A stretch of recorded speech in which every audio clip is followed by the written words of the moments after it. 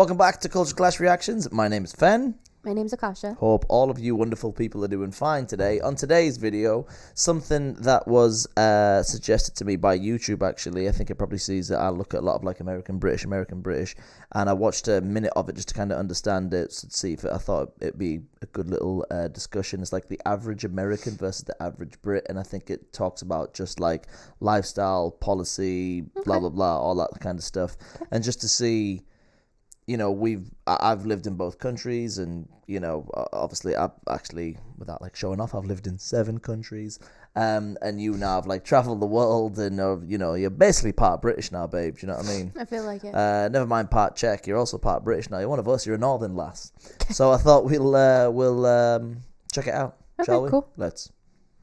2 of the closest allies in the world today are the United States of America and the United Kingdom of Great Britain, with both countries considering their bilateral partnership to be the strongest of bonds. The British-American bloodline runs deep, with millions of Americans identifying themselves as having either English, Scottish, Welsh, or Scotch-Irish ancestry. Given these close ties, we thought it would be fun to compare these 2 powerful nations in this episode of the infographic show, The Average American versus the Average Brit.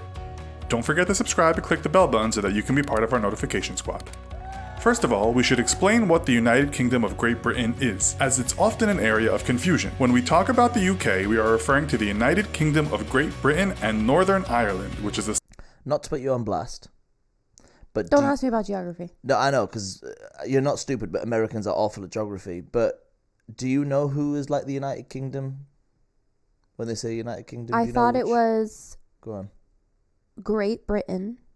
Which is what? The UK. That's Great Britain. Okay, so to answer, you don't know what the fuck you're on about. I like how you gave it a go and was like, honestly, I know people love trashing Americans. They're not stupid, I can tell you. We're shit at but geography. They're terrible at geography. But do you want to know why we're bad at geography? Go on. Okay, is Why? Because we have so many states and shit to learn over here. Not really. That's not true. That's not it is no excuse. Okay, so it's England. He's gonna fucking. I don't know why I jumped in. Why but do we I have was just subtitles interested. on? Turn off the closed caption. There you go. Gotcha. Okay. He's gonna explain it. Okay.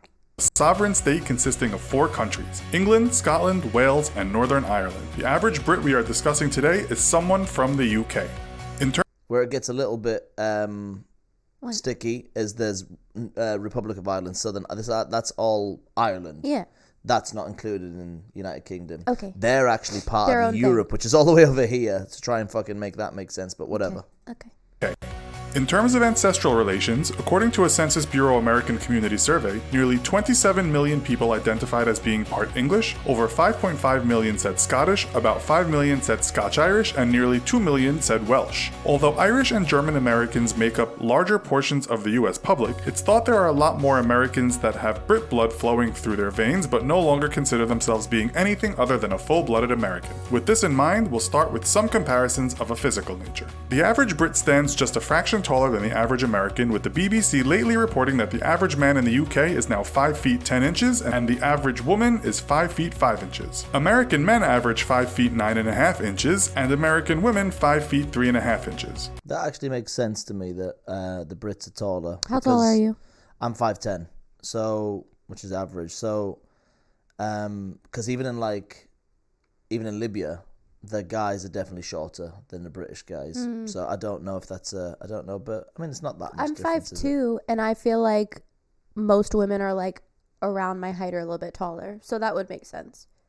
Because 5'3.5" is the average. I actually expected it to be more, to be honest. I thought the men would be at least 2 inches taller, but whatever.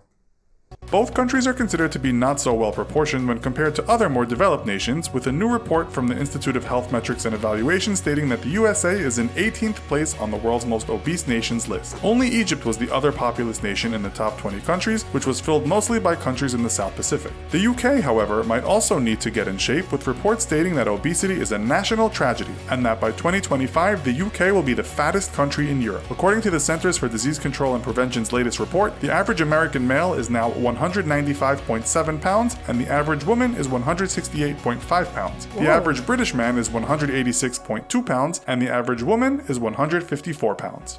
So there's like a 10-pound difference on both, pretty much. Yeah, and it's interesting that, because I actually thought, like, remember we did a video a while back and everyone kind of trashed me because I was just telling the truth, because we like to tell the truth on this channel. Were you talking about how, like, the Brits are almost or just as bad as Yeah, Americans? my whole thing is that if you're overweight, you're overweight. Yeah. That's my thing, and I can say as a Brit that we are overweight. Like, right now, I'm at about 192 pounds, which is about, in British terms, about 13.5 stone, right? And I'm too heavy. Like, I'm fully aware right now that I need to lose, like, about a stone, right? And I'll do it. How much is a stone, baby? I think it's between 12 to 14 pounds. Okay. I believe, I'm going to say 14 pounds. I might be wrong. 12 kilos, 14 pounds. Anyway, the point I'm saying is that, like, we're both unhealthy nations. Like, the Brits love to, like, you know, climb on the... Because the Americans have got the ridiculous, like, 600-pound me and my sister. Well, of course. You We guys literally have got- broadcast all that shit. Well, like, not just that. I'm saying that, like, you guys just do it to the extreme. Yeah. But for me, when I look at as a nation, if you just sit and people watching the UK, most people are overweight. And it's like, overweight is overweight. And the guy just said it's going to be the fattest nation in Europe. That makes sense. Do you want to know why, like, for me, like, for example, Gogglebox, like, when I watch Gogglebox and we were talking about one night. We love like, Gogglebox. Shout out to Gogglebox. We do. It's the same thing. Like, I feel like the people look about the same as we do. Yeah. I'm not saying that they're overweight. I'm not coming at, but I'm just saying if you just look at it proportionally on, like, reality TV shows of current people in the UK and then reality TV shows of current people in America, Right. I think they're pretty similar body types, like, Right. as a rule. Yeah, yeah. Like, there's overweight people, there's smaller people. Right. You know? My argument was because they were saying about, like, you know, like at McDonald's, like a large over here, the cup is still like this, but our large is like this. It's still full of Coke. Do you know And what I I mean? will say, I'm going to tell you something. I don't want to stay on this too long. Go on. But if you actually, like, research and do research, what America does now is they fill those cups, like, full of ice. Like, if you get a drink Yeah, somewhere, they for are example, full of ice. they were just talking about... It's true. No, I'm serious. Because they make more money that way. Yeah, That yeah, they're yeah. actually not getting a bigger portion. No, you're not. Just things like that. But anyway, we'll get into. yeah. But I'm actually surprised that women are that big. That's why I was surprised as well. Like, I was... 106. I That's feel like too big. that's a big, yeah. Especially with the average height. You have to think about the average height. They're about my height. I'm not that. 154 pounds isn't great either, but it's not 168. Yeah.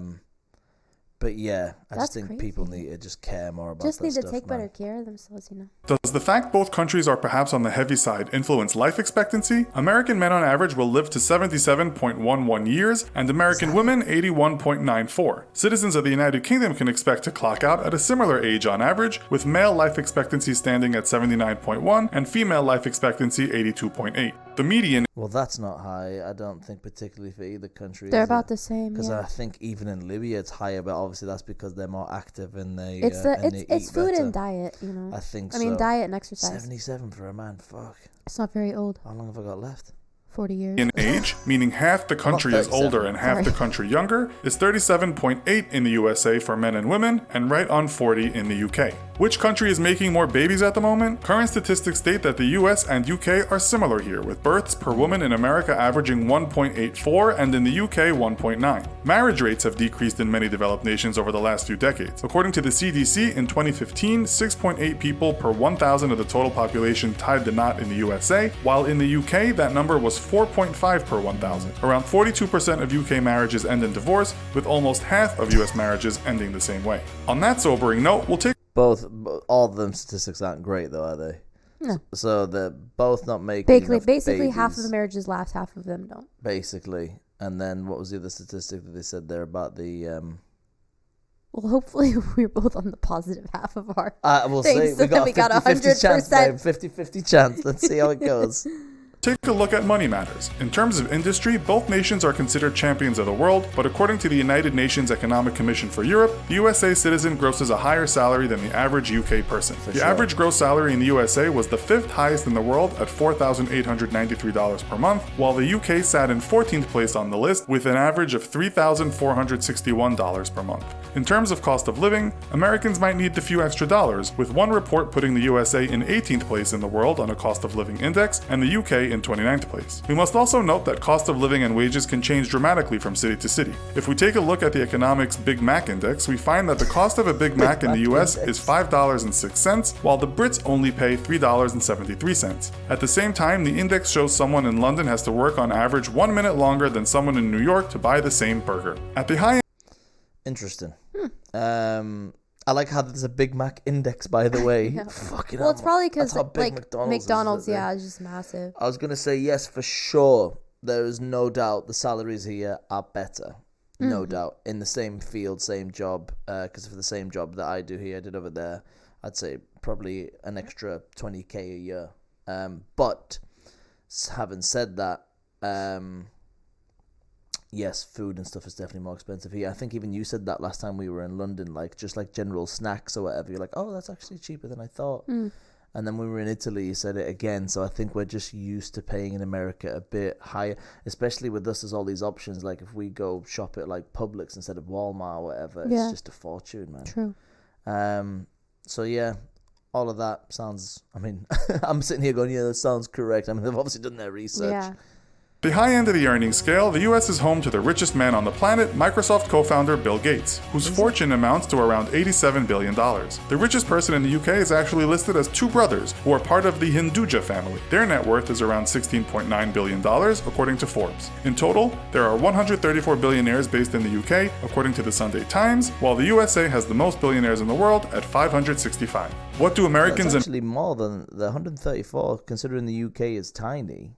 The whole of the UK is the same size as Florida. There's 134 billionaires. That's actually more than I thought there'd be, which is kind of depressing. Yeah, but also population-wise, we always talk about how you're like population's much higher, fitting so many people in that tiny little area. I guess maybe, yeah. And Brits get for all their hard work? Well, the Brits don't work as hard, according to one study that divided the total number of hours actually worked by the average number of people in employment per year. The USA was 16th on the list at 34.40 hours per week, and the UK was 24th on the list at 32.25 hours per week. The Brits also get more time off, with workers by law given 5.6 weeks of paid vacation time per year. In the US, that's a big one. That is one thing. That's a big one. I've been lucky US. to work at the company that does... They gave you loads of PTO, didn't they? See, you accrued it every like paycheck. Yeah. Right.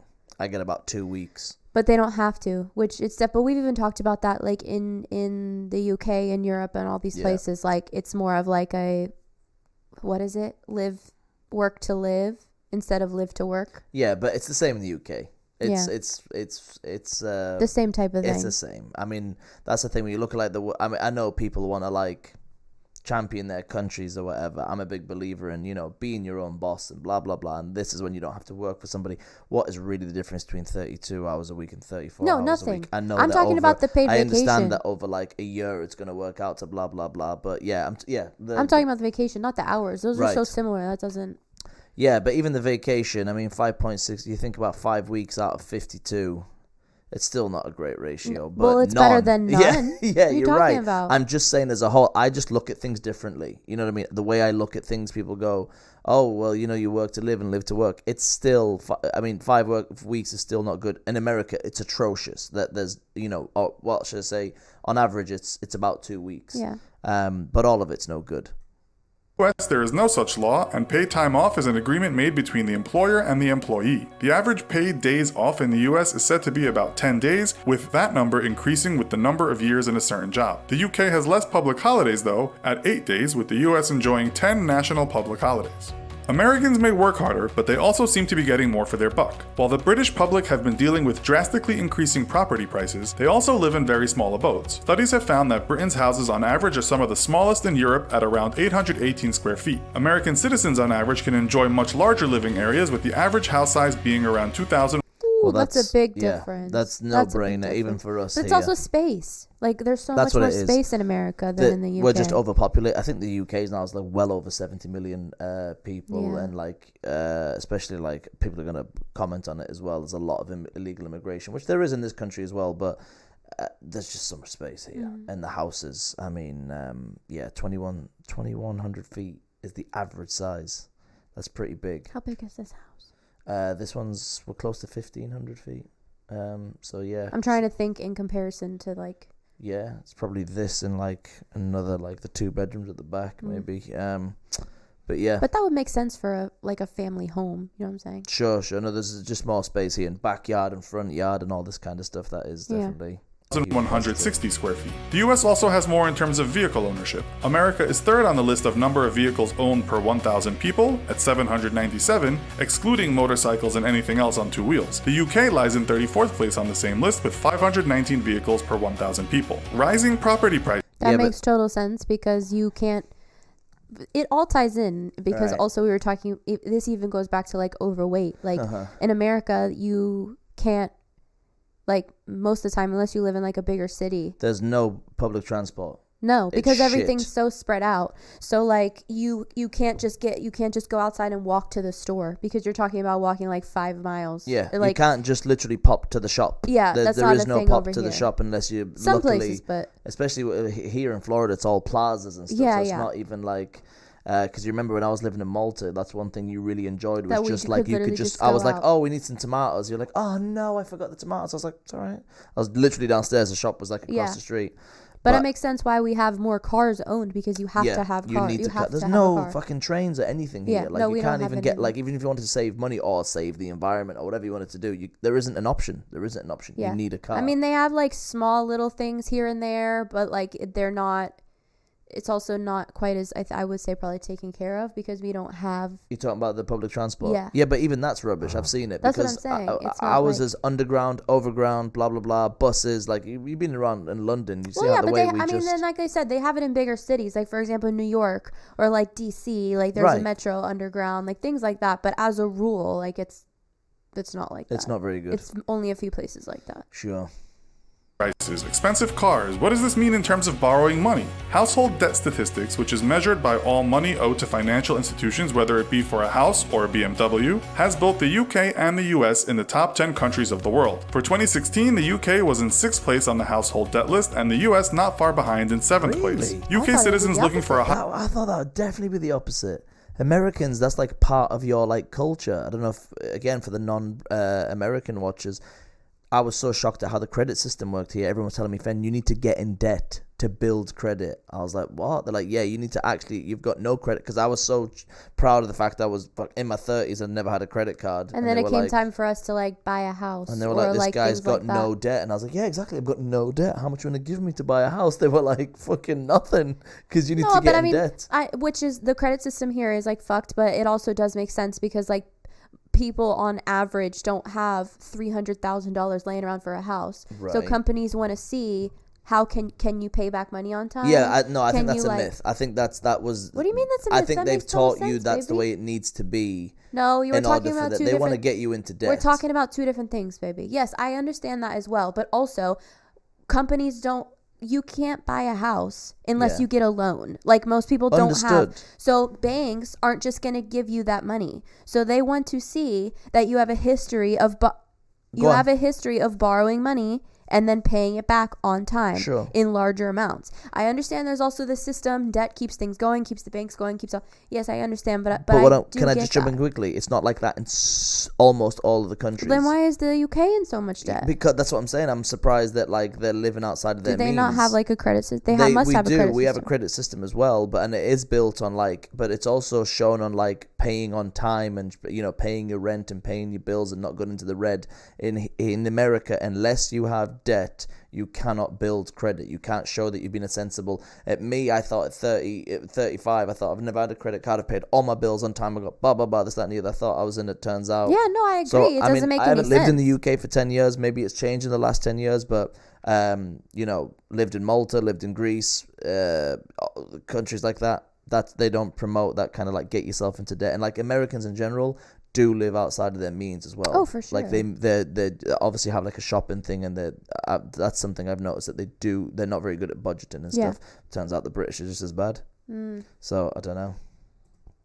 A higher education and a good start in life might also have to take on a lot of debt before they actually embark on a career. While much of Europe enjoys a free ride or low-cost higher education, England is now said to be the most expensive place in the world to get a college degree. The latest reports state UK nationals attending an English university can expect annual tuition to be $11,715 compared to the $9,410 Americans pay on average per year. On average, the class of 2016 in the USA owed around $37,172 in loans, while students graduating from a university university in England could expect to owe as much as something in the region of $40,000 to $55,000. Scotland, Wales, and Northern Ireland all have cheaper university tuition fees, or no tuition fee for Scottish people studying in Scotland. Students may still have to borrow to study though, with a recent report by the Student Loans Company stating the average student debt in Northern Ireland and Scotland was around $26,000 and $15,000 respectively. The Welsh have part of their tuition fees paid for by the Welsh government, but students still rack up debts on average of around $24,000. UK citizens may take some comfort in matters of healthcare, with most costs covered by Britain's National Health Service. Americans are not so fortunate, with an article in The Atlantic this year stating that more than a quarter of Americans said that someone in their household was struggling to pay off crushing medical debts. With that, we come to the end of today's show. Head on over to the comments section to let us know which country you'd rather live in and why. And if you like this video, be sure to check out our other video called Americans versus Europeans. Thanks for watching. Cool. All right, so that last one, the NHS one, that one's obviously non-debatable. Of course. Priceless. I know the NHS is a mess and it's not as good as it was, but still the option that if you are seriously sick or, like I say, some terrible accident, a burn, you get shot, whatever, you're going to get fixed. Oh, yeah, that's priceless. Health is everything. Yeah, and over here, obviously... And I know there's, like, this debate that, like, the NHS, like, from what I've heard, is that it might not be the best healthcare sometimes, but it's... You know what I mean? Like, it's still... Well, it's interesting even to bring our own life into it. But again, I haven't. Only last night, so I've... Not to gross anyone out, I've got this cyst on my back. It's got bigger and bigger over the last couple of years, and now it's got to the stage where they've got to cut it out. So, just so the Brits know how it works, the insurance is covering most of it. Mm-hmm. I think the procedure costs...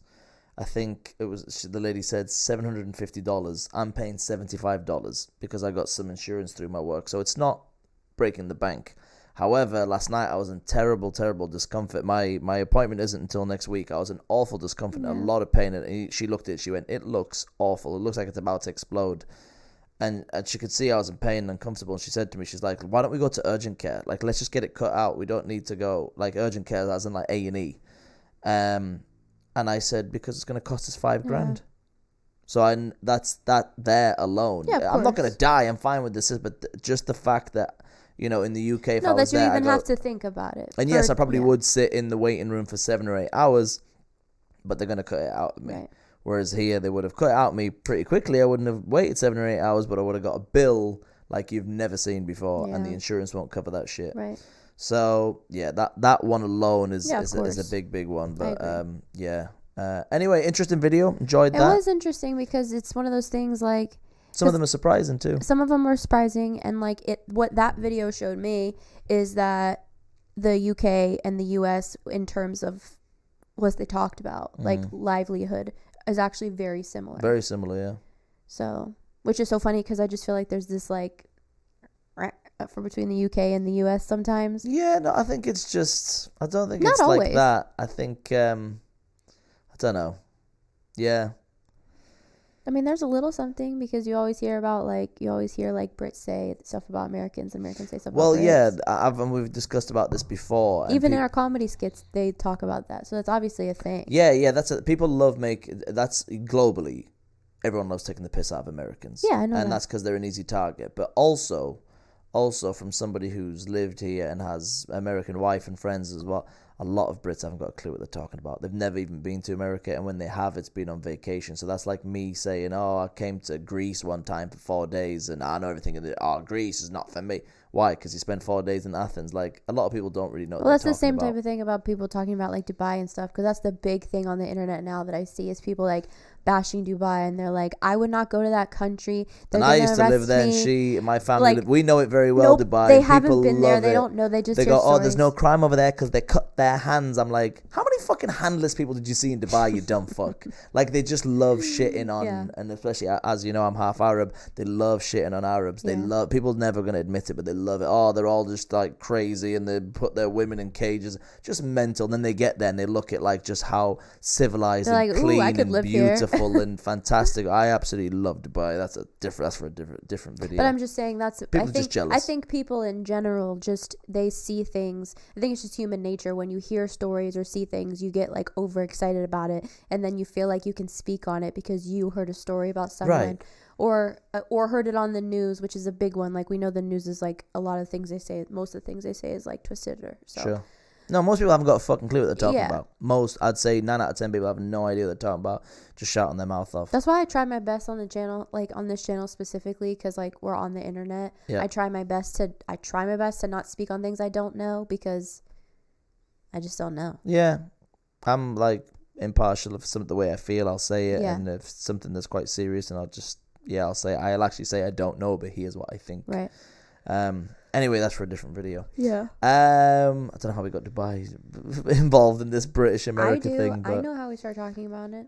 well, I can stay on top of it. I'm just saying. Anyway, any last thoughts, babe? No. Brilliant. Well, Interesting. until next time, please join in the discussion. I'm sure there's going to be a lot of no problem. Let's have a discussion or whatever they call it. Like and subscribe, and any other suggestions like that are interesting. We are always interested. So until next time, thanks for joining us. See you a lot later.